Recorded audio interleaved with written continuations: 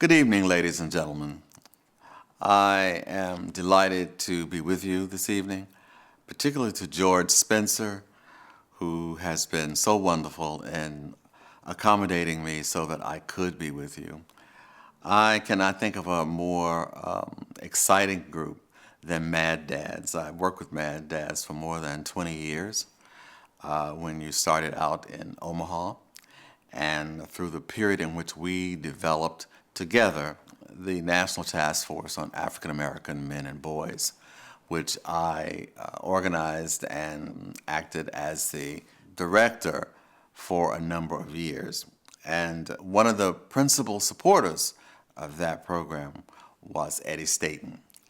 I want to say to George and to the Mad Dads there in Pittsburgh, you have a lot to work with, a great man, and really a great, exciting, and innovative organization. And may I suggest to you that you continue to do that. One of the hard things about having a nonprofit is attempting to do what everyone else is doing just to follow the money. Sometimes that works, most of the times it does not work. It's best to stick with the dream that you created and that you have done so well with. And I was so impressed with, and not that I'm very much, but I had the money in those days to make my impressions work.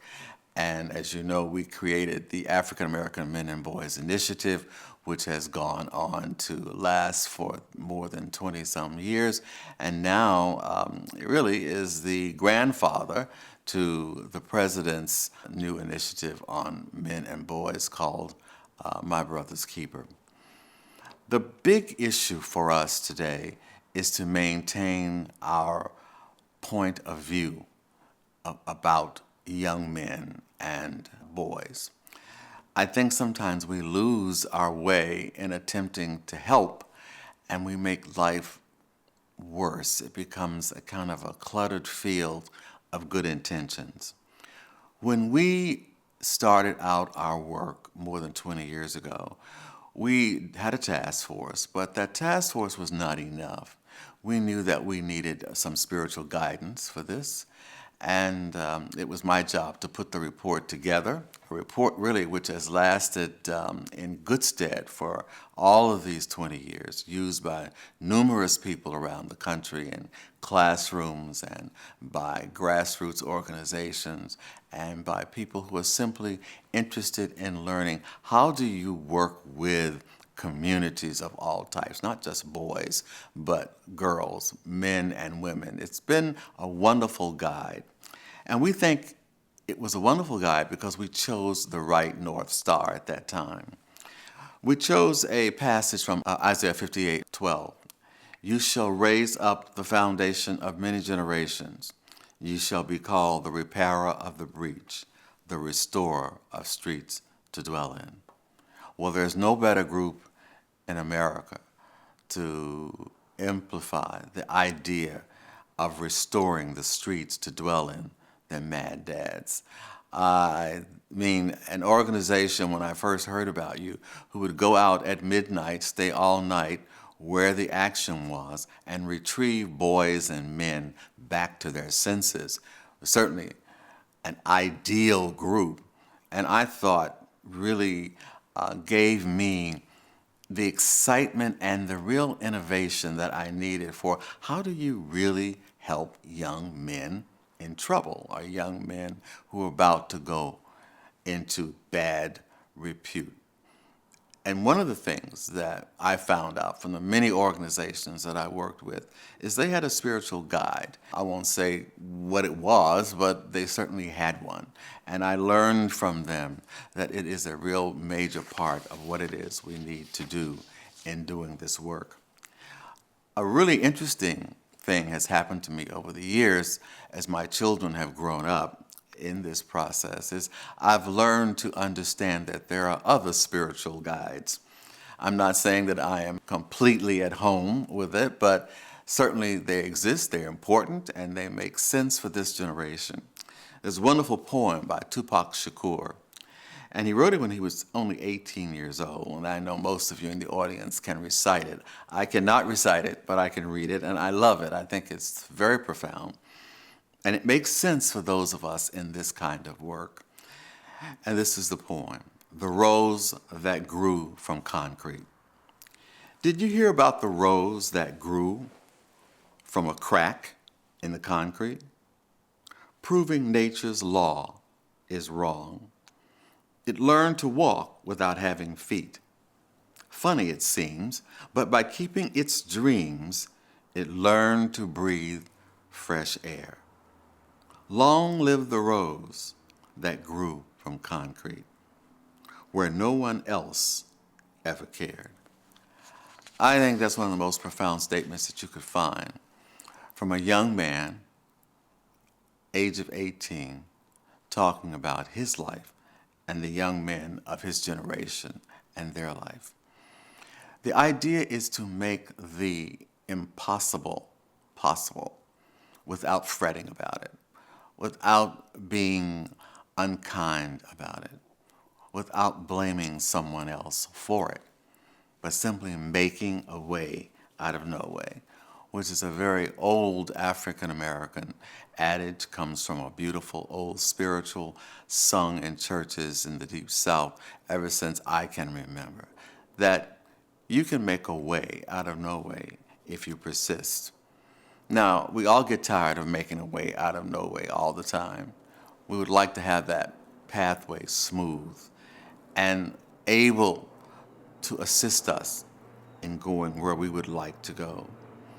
The career and the integrity of the male figure, particularly the African American figure, in the world vacillates between being visible to some and invisible to all. It is a way of not paying attention to who we are or who we wish to be. And it's done by all sorts of people, black, white, whoever. Somewhere in between these two poles appear the visible defects that define African American men. Well, at least the myths and scenarios that define us as a narrative. African American men must live their lives, sometimes it appears, as a stock character in a cheap play.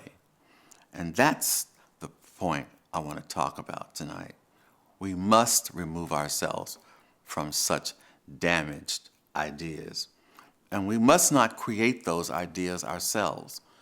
We have to come to grips with a new image that makes sense for us, that makes sense for various parts of our community. A community that many say cannot be integrated or digested in this society.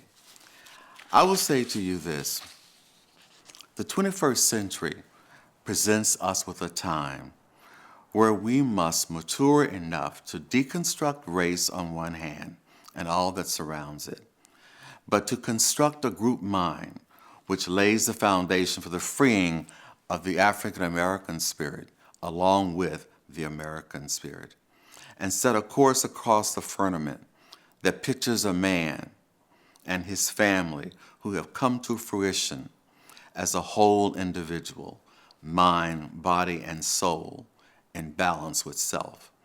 A self that has been tempered by the fire of a furnace, more heated than the sun, more cosmic than the universe itself. Mentally, the African American man must find a new axis from which to locate himself, a new North Star, not unlike Douglas's North Star, but going beyond that. We must learn to refocus our energies and thoughts away from deficits or the lack of something to the self-empowering possibilities of what if, what can be, what can we do. We are at a point where this can take place. So much around us has changed in just 20 years. I would have never believed that we would have had an African American as President of the United States in this short period of time. But you can see how, if not dreams, for some people, nightmares do come true if you wish hard enough and you work at it long enough. Consequently, the idea for that young man to keep his dreams going, not to let other people define him, but let him define himself, propelled Barack Obama to do something that most of us did not think would be possible in our generation on this wonderful earth. But here we are, about to see him finish his second term in office as a very good, sound, outstanding president. In order to understand the world that we live in, we must create for ourselves an ever-expanding series of mental pictures, something that he did if you read his biography, as a way of navigating the clutter and confusion that we face every moment as human beings. We do not have time to meet every element of the world as an individual, discrete element of life. But we are able, through our own mental facilities and faculties, to collapse that world and build around it a way of seeing and doing. Myth is one way to reconceive the world and to make sense of it. All of life as we live it is a series of complex elements. Chaotic moments abound in our everyday lives, in our personal lives, in our work lives, in the life of the world. Therefore, chaos and complexity go hand in hand. But what many chaos and complexity scholars have been able to define for us is the fact that out of chaos and complexity comes a certain resolution that can define our realities and can allow us to come up with solutions that are more inspiring than we ever thought. It is no small idea to conceive of the fact that chaos creates a complex situation where new realities can abound. And that is where we take our stage. We live in a complex, and I think you will all agree in this audience, sometimes a very chaotic scene for our lives to be lived. But maybe there is a reason for this, and maybe there is a wherefore, where art thou kind of thought behind it. We must take something from this chaotic scene that we have and make the impossible possible. Just like Tupac, and not unlike the present President of the United States. I will say this to you. I love to read, and one of the most inspiring short stories I've ever read is by Herman Melville, and it's called Benito Sereno. When you have a moment, read it. I'm not going to try to go through it and give you a blow-by-blow on my take on it. But I will tell you this. My synopsis of this wonderful short story is this. There is a ship, a slave ship, in which the slaves mutiny, and they take over the ship. But quite frankly, once they take over the ship, they're not quite sure what to do. They are working on it. They're trying to create a path to navigate. They're all about finding freedom in this ship that they have taken over. But they let the captain live. The captain is there, and he's standing on that ship with them. They're all sort of drifting, if you will. But one of the most interesting things about this short story is how we are forced to try and understand the complexity that chaos can bring to us. Aboard the San Dominique, an old man is knotting a hemp rope, and in this most intricate fashion, he thrusts the knotted rope at the captain. The captain stood mute. The old man said to him, "Cut it quick." He didn't know what to do. but I know what to do. I think I know what Melville wanted him to do. Melville wanted him to cut that awful Gordian knot, that chain around the necks of those slaves, but also around the necks of the captains and the crew, the white men aboard that ship. These two groups, black and white, bound together, drifting at will. The old man was saying, cut it quick, cut through this, and let's be free. Well, it did not happen.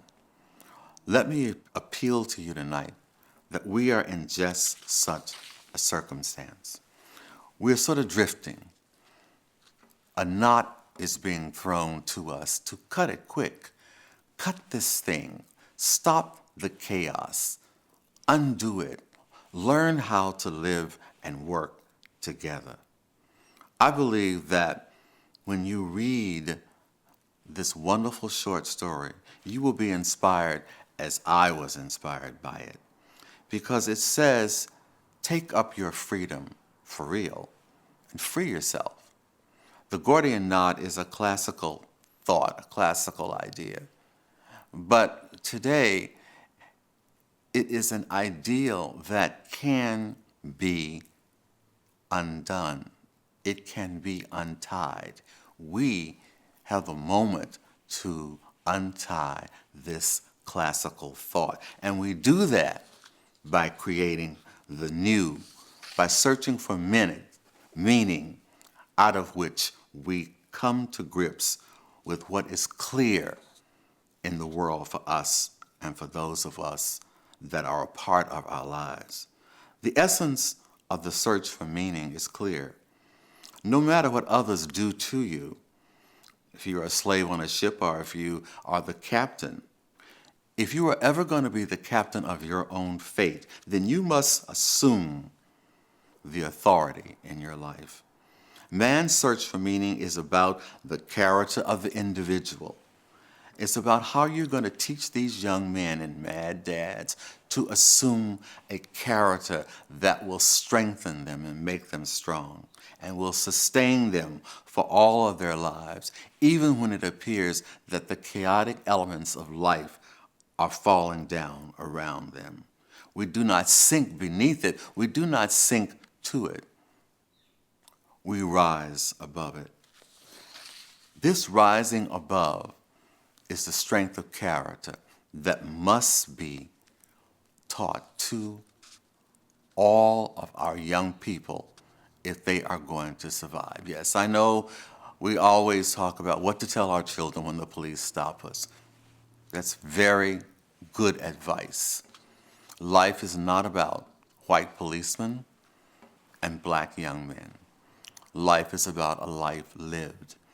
And if you are to be the captain of your fate, even in the face of any odds, whether it's white policemen or black policemen, or whether it is a bully on the corner, how you sustain yourself is your strength of character. I would say to you that those of us who are about the long-term win understand that this is true. There are many reasons then that one must look toward resources that help to establish a mastery of oneself. In Charles Taylor's wonderful book, The Sources of the Self, The Making of a Modern Identity, he states, the mastery of self, the reason, brings with it three fruits: unity with oneself, calm, and collective self-possession. The interesting fact here is that this confidence is what you get when you become the captain of your own fate. It is the narrative, the new narrative that you build for yourself in this new world. When I think of what African American men and boys must do, I think first we must create a new system of thought for ourselves. This value This new approach to mind, body, and soul then would pivot us toward creating scenarios that involve out of our own existence, the lived existence of our lives, not of something that we have read. These scenarios then dissolve out of our effort to create a new existence. And there are many ways to think of the African American man. Some possible scenarios then are like this. If I want to be something, I must think about it first. And in order to think about it, I have to create a series of thought patterns. One might be sons of the original man and woman. Scientists are now about to come to the absolute finite understanding that we all originated in Africa. What a way to reorient your life, not around white policemen and black boys in trouble. The universal man of freedom, King was that. Thinking far above and beyond the mundane, but thinking how moving to a higher order of thought, we can create a whole new world, a world of freedom for all men and women.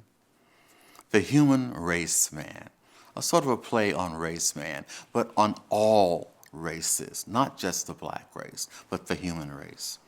Men of rights and responsibilities, carrying your part and doing your part. Men of spirit, men of foresight. I love this one. Men of invention and innovation. That is the key to this century. Men of scholarship and of culture. All of these scenarios provide us a new dialogue from which to engage the world around us. It sets a whole new pattern for our lives. It gives us a new set of myths to grow into. The young men who come to Mad Dads must have a new set of myths that they can create and live with and live by that puts them on a plane and on a trajectory that boosts them into outer space. And that's not going to be by being afraid of everyone who comes down the street with a badge. I really love, as a sociologist, things that are created just by the force of the mind, scholarship, and imagination.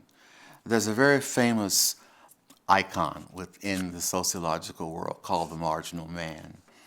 And some famous African-American sociologists, and one of the most famous of all white sociologists, Robert Park, and Charles Johnson, who was at my university, at Fisk University, E. Franklin Frazier, and Lewis Johnson.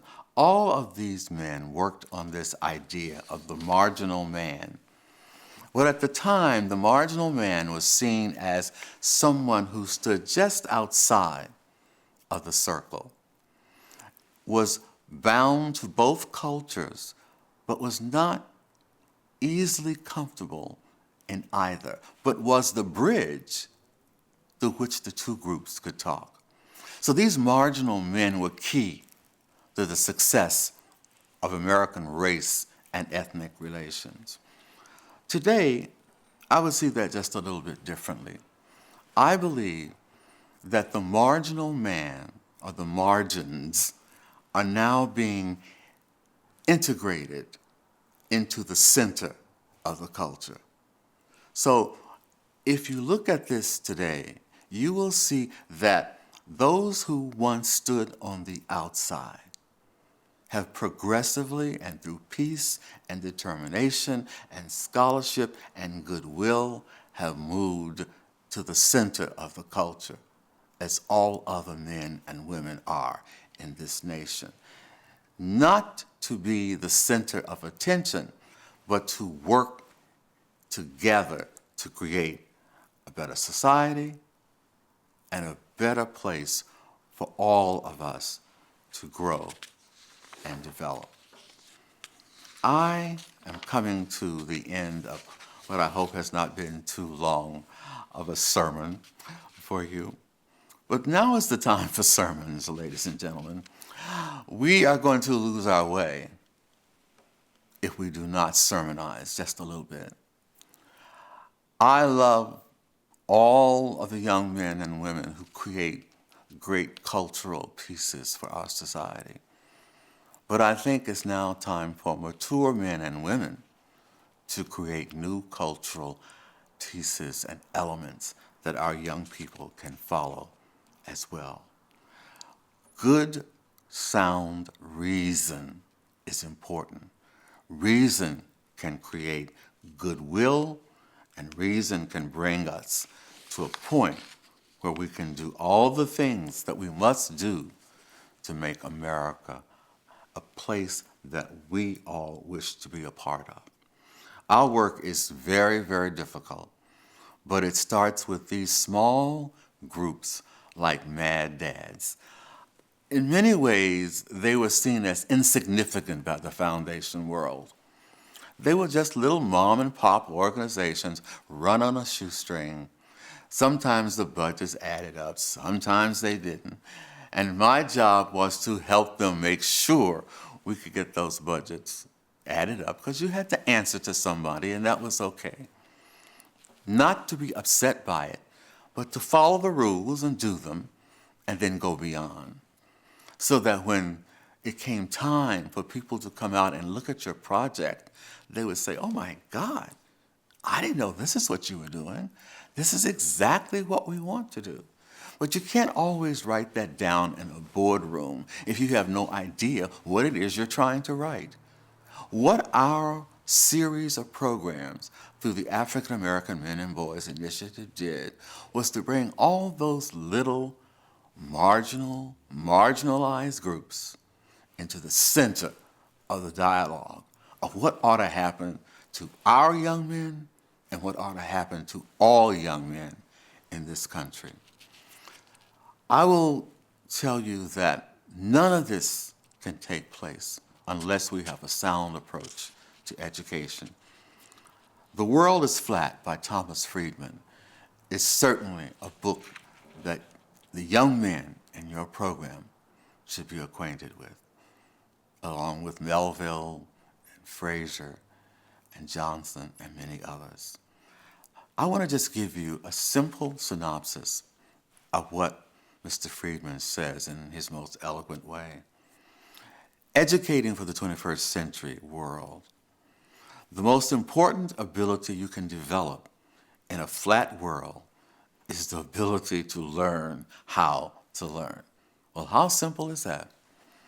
I was told that from the moment I started college, and I went into the library and was looking for something, and the librarian said, well, let me tell you this, my friend. Learn the Dewey Decimal System, which of course is gone now. And if you learn how to use the Dewey Decimal System, you will know everything in the world. Well, it took me a little while to get it. I wasn't so dense. It was just that, well, I thought that's why I was here. What she gave me was the key to knowledge. And I think that's what Mr. Friedman is saying. Learn how to learn. And in this period, it is technology. They cannot do anything without it. Apples are sweet. Learn to use apples.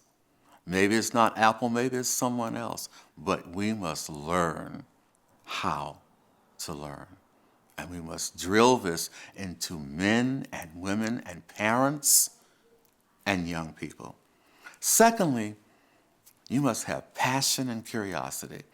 Well, you know, we have plenty of passion sometimes. We have a little bit too much passion for some of us. But curiosity tied to that passion, I can't even imagine where you could go. But that is important, and I see what Mr. Friedman meant, and you will too. That's just number 2. Number 3, you need to like people. Well, really, how simple is that? That's probably the hardest one down here. Sometimes I have the distinct impression that we have allowed our children not to like not only people, but not to like themselves. What a disservice we have done. It is the simplest thing in the world to be kind, to be gracious, to be courteous. Old-fashioned etiquette is what we need. We need to like people. And fourth and last, learn how to nurture more of your right brain as well as your left brain. In order to make it in this new environment, our young people will need to have a well-crafted aptitude for high concept and high touch. High concept being the ability to create artistic beauty, to craft satisfying narratives, and to come up with inventions that the world didn't know it was missing. High touch involves the capacity to empathize, to understand the subtitles of human interaction, to find joy in oneself, and to elicit and stretch beyond in the pursuit of purpose and meaning. That, I think, is a great way to sum up what we need for our young people right now as we recreate those new narratives that I talked about, men of culture, men of innovation, men of freedom, all of those new narratives that will define us, and we will define ourselves as we become the actual captains of our own fate, and that we are not herded off into prisons because we are beyond that in our thought and our processes. It all begins with the mental ability to recreate for ourselves. Repairers of the breach you are, my brothers. You have done that. I know that you will continue to do that. Creating new narratives that create men and boys of invention and innovation.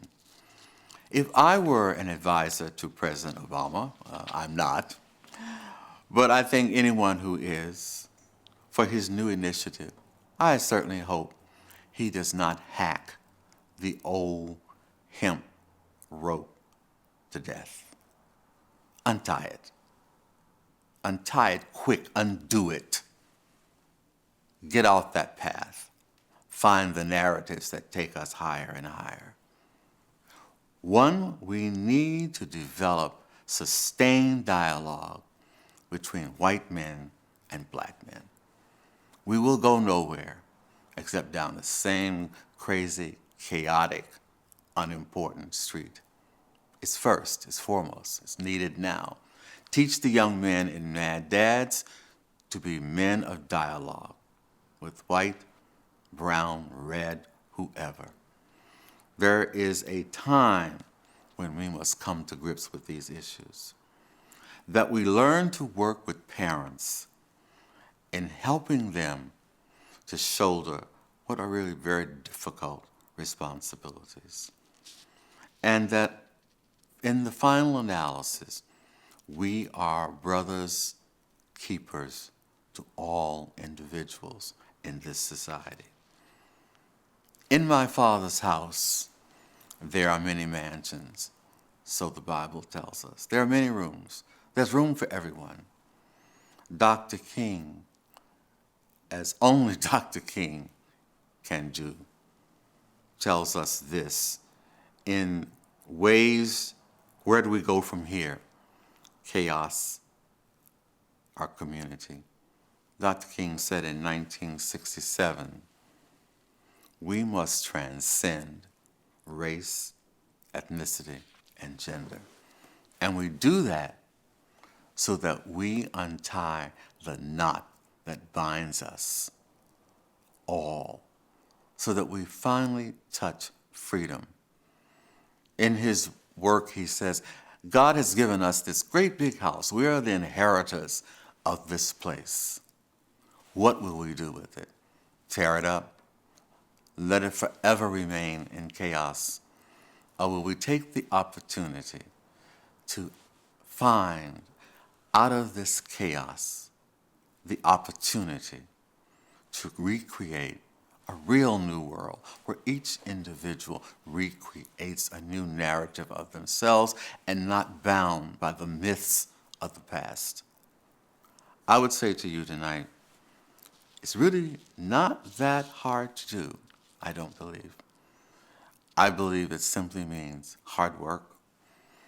It means working with our young people. It means being sincere with our adults. And it means that we take on the form of repairers of the breach, as you did some 20 years ago. And not be afraid of it. Stand up for it. Let people say what they will or may. In the final analysis, you become the master of your own fate. And who knows, you may give them courage to join you in such a battle, along such a road. Thank you for letting me come to you this way. I know you will have nothing but success. You've done it for 20 years. I know we'll do it for 20 more. Please, please know that I have always been an admirer and a supporter of Mad Dads, and I will always continue to be. Good evening.